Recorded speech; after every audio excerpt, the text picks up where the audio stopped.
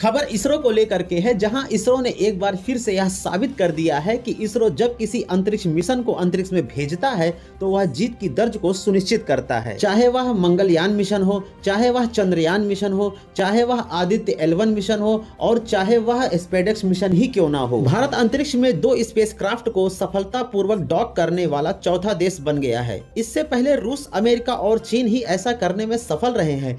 इसरो ने बताया कि 16 जनवरी की सुबह डॉकिंग एक्सपेरिमेंट को पूरा किया गया। इस मिशन की कामयाबी पर चंद्रयान 4, गगनयान और भारतीय अंतरिक्ष स्टेशन जैसे मिशंस निर्भर थे। जैसे स्पेस स्टेशन, ये आकार में बहुत बड़े होते हैं, इनको एक ही बार में अंतरिक्ष में पहुंचाया नहीं जा सकता, इसीलिए इनको टुकड़ों टुकड़ों में कर कर भेजा जाता है और इन्हें डॉक करके जोड़ा जाता है। इसीलिए डॉकिंग सिस्टम बहुत ही महत्वपूर्ण हो जाती है। चंद्रयान 4 मिशन में चंद्रमा की मिट्टी के सैंपल पृथ्वी पर लाए जाएंगे, वहीं गगनयान मिशन में मानव को अंतरिक्ष में भेजा जाएगा। इसरो ने 30 दिसंबर 2024 को श्रीहरिकोटा के सतीश धवन स्पेस सेंटर से रात 10 बजे space docking experiment mission launch किया था। इसी को स्पेसएक्स कहा जा रहा है।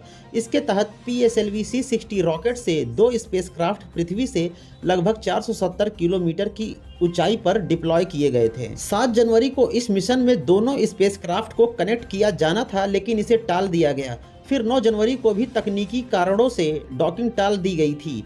फिर 12 जनवरी को स्पेसक्राफ्ट को 3 मीटर तक पास लाने के बाद वापस इन्हें सुरक्षित दूरी पर ले जाया गया था। ये हम लोगों को सुनने में आसान लगता है, लेकिन ये बहुत ही अति अत्याधुनिक तकनीक है जिसे केवल अमेरिका, रूस, चीन ने ही इजाद कर पाया था। और भारत ने स्पेसएक्स की सफलता से यह साबित कर दिया कि भारत भी उस एलिट क्लब में शामिल हो गया है और भारत चौथा देश बन गया है। इस मिशन को देखने से ही लगता है कि इसरो के द्वारा कितनी सावधानियां बरती गई होंगी, क्योंकि 1 मिलीमीटर की गलती भी इसरो को कई साल पीछे ढकेल देता। स्पेसएक्स मिशन का ऑब्जेक्टिव था कि पृथ्वी की निचली कक्षा में 2 छोटे स्पेसक्राफ्ट की डॉकिंग और अनडॉकिंग की टेक्नोलॉजी दिखाना।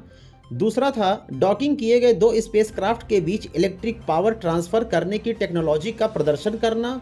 साथ ही स्पेस डॉकिंग का मतलब है स्पेस में 2 अंतरिक्ष यानों को जोड़ना या कनेक्ट करना। 30 दिसंबर को PSLV C-60 रॉकेट से 470 किलोमीटर की ऊंचाई पर 2 छोटे स्पेसक्राफ्ट टारगेट और चेजर को अलग अलग कक्षाओं में लॉन्च किया गया। डिप्लॉयमेंट के बाद दोनों स्पेसक्राफ्ट की रफ्तार करीब 28,800 किलोमीटर प्रति घंटा हो गई।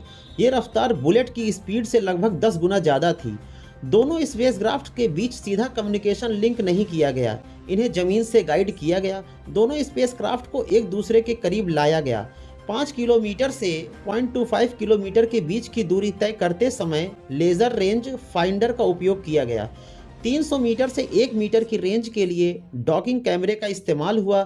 वहीं 1 मीटर से 0 मीटर तक की दूरी पर विजुअल कैमरा उपयोग में लाया गया। सफलतापूर्वक डॉकिंग के बाद अब आने वाले दिनों में दोनों स्पेसक्राफ्टों के बीच इलेक्ट्रिक पावर ट्रांसफर दिखाया जाएगा। फिर स्पेसक्राफ्ट की अनडॉकिंग होगी और ये दोनों अपने अपने पेलोड के ऑपरेशन को शुरू करेंगे। भारत को अपना खुद का डॉकिंग मैकेनिज्म विकसित करने की जरूरत थी, क्योंकि कोई भी स्पेस एजेंसी इस बेहद कॉम्प्लेक्स प्रोसेस की बारीकियों को शेयर नहीं करती है।